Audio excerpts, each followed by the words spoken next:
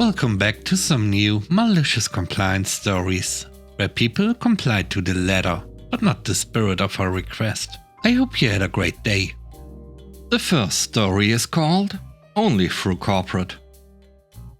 From time to time, we have immediate needs for random items in the office. So when that happens, I make a quick run to get the needed items while I'm already out at lunch. This is not in my job description, nor anyone else's. Someone at corporate orders regular office supplies, and that covers most of our daily needs. I've been working here for years and just took it upon myself to fill specific orders, since I'm the only person in our office location with a company credit card. Just trying to be helpful. I had to special order some paper, which required me to go to the office supply store. It took about an hour. I'd been doing this for years with no issue, and my efforts had always been appreciated, so I didn't think anything of it. When I returned to the office, I was called in to explain my long lunch to my boss. I told him where I was and showed him the receipt for the paper. But to my surprise, he was still upset. All office supplies have to be ordered through corporate. He also said I could no longer use the company card without his okay. When my coworkers sent me requests, I just told them they needed to contact corporate. Because many of these requests were specific to our department, I was the only one who really knew what was needed. The orders got screwed up and often took a week or more when they were needed the same or the next day. People making twice my salary had been tied up with supply orders, and certain projects have been put on hold until special order materials arrive. Sometimes the items we've gotten are not what we requested, so that causes even more delays. My coworkers are getting frustrated and angry. I could easily resolve these issues, but I've been told to stand down, so that's what I'm doing. I'm anticipating my boss will want to undo his new rule as the outcry gets louder, but it's really not my job. I was just doing it as a favor.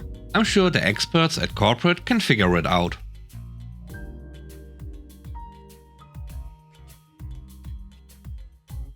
The next story is called Pizza with Everything. When I was in college, a long time ago, I worked at a national pizza chain. Mostly, I delivered, but I got some extra benefits for running 1 or 2 shifts a week as a manager.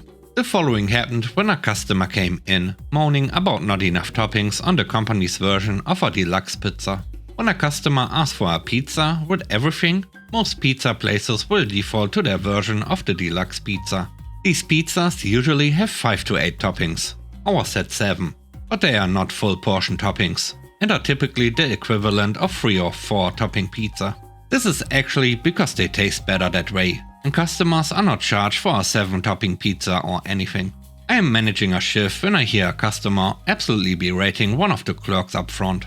I intercede and he proceeds to yell at me because he ordered a pizza a couple of weeks ago and barely got anything on it. I explained the portions and why we do them, etc. But he just got more irate. So I said, sure, I will make you a pizza with full toppings of everything on it. But it's going to cost a fortune, tastes terrible and probably still be cold. We entered it into the system and the total comes up to like $60 or more. A lot at that time. He is obviously a little shocked, but pays it. The pizza was like 3 inches tall. We couldn't even cut it with the real cutter and had to find a rocker cutter for it. It is ice cold in the middle because the ovens were not designed to heat that much stuff, and there's no way to cook the center without burning the top and bottom. All the cheese that was on top just slides into the cut when we are cutting it. It is just a train wreck of a pizza. You could barely even get it in the box. I take it up front and hand it to the guy, who obviously spent the entire time thinking about how he could get his $60 back. He opens it and sticks his finger in the middle and says that the meat is uncooked and he wants his money back. I explained that all our meats were pre-cooked and safe to eat from frozen, so he couldn't have a refund for something I warned him about. He argued for about 5 more minutes and threatened all sorts of things, but I just didn't care. In the end, he headed out with his pizza, which most likely went straight into the trash.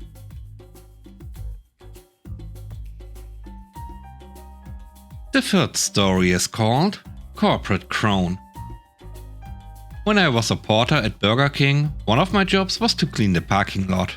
We had a corporate crone who would regularly drop by for inspections, and she always would give us some inane tasks that took forever. We always knew when she came in that we'd be having a bad day. One day I was cleaning the parking lot oil stains with a heavy-duty degreaser. I had a deck brush and a bucket and a water hose. Here comes corporate crone in her fancy Lexus. She demanded I wash her car.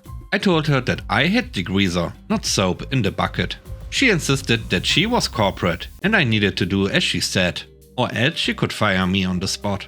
She actually called me lazy, after I'd been out there for hours scrubbing all spots. You are the boss. I gave her car a really thorough scrubbing with that degreaser, leaving no spot untouched. I saw a couple of small bubbles forming in the paint. I barely rinsed it, just enough to get the soot off. Then she drove off into the sunset.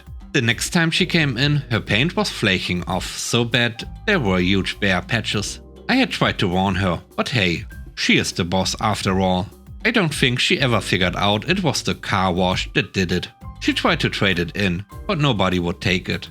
She sold it at a huge loss.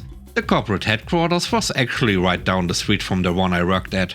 I saw the slotchy Lexus every day on my way home, until she finally sold it. Always gave me a chuckle. The last story is called New Schedule.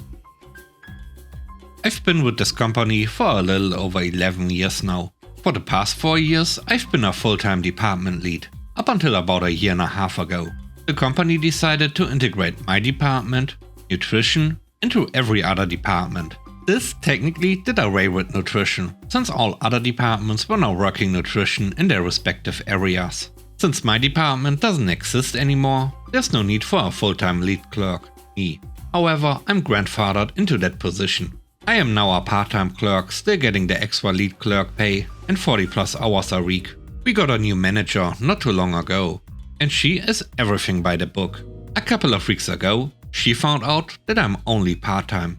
My scheduled hours went from 40 down to 20 to 24 a week. No biggie. I still stay over or come in on a day off to get my 40. This past week, one of my scheduled days was just a 4-hour shift in dairy, 7 AM to 11 AM. We had one other person scheduled that morning, 4 AM to 12:30 PM.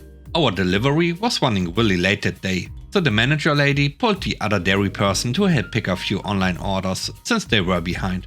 Delivery finally arrives at around 10:40 AM. I stayed over for an hour to help my coworker get our truck stocked. 12:15 PM rolls around, and the manager lady yet again pulls my coworker out of the department to collect shopping carts from the parking lot. So I leave. Today, also a 7 AM to 11 AM shift. This conversation happens around 10:30. What in the world happened yesterday? That's a broad question. In terms of what? Why did you leave the eggs and milks almost completely empty? They were full when I left. No, they absolutely were not. So what happened? I filled milk and eggs. There's no possible way. I had to come back here at 3:30 and get milk on the shelves because they were empty. There's no way we sold that many gallons and half gallons within 30 minutes of you leaving. That would be impressive. Anyways, what time do you think I left? 3? Nope, 12. You didn't even stay for your full shift? That is unacceptable. You need to be here when you are scheduled. When I get back from lunch at 11:15, meet me upstairs so we can further discuss your behavior. Okay. 11 AM rolls around and I leave. 30 minutes later, she calls me, raising absolute hell. When she was done ranting, my reply was, "You wrote out and posted the schedule. You also said that I need to be there only when I'm scheduled. So I apologize for staying an hour over yesterday." She hung up on me instantly. Pretty sure I smiled the entire drive home after that. I must say, it felt quite nice.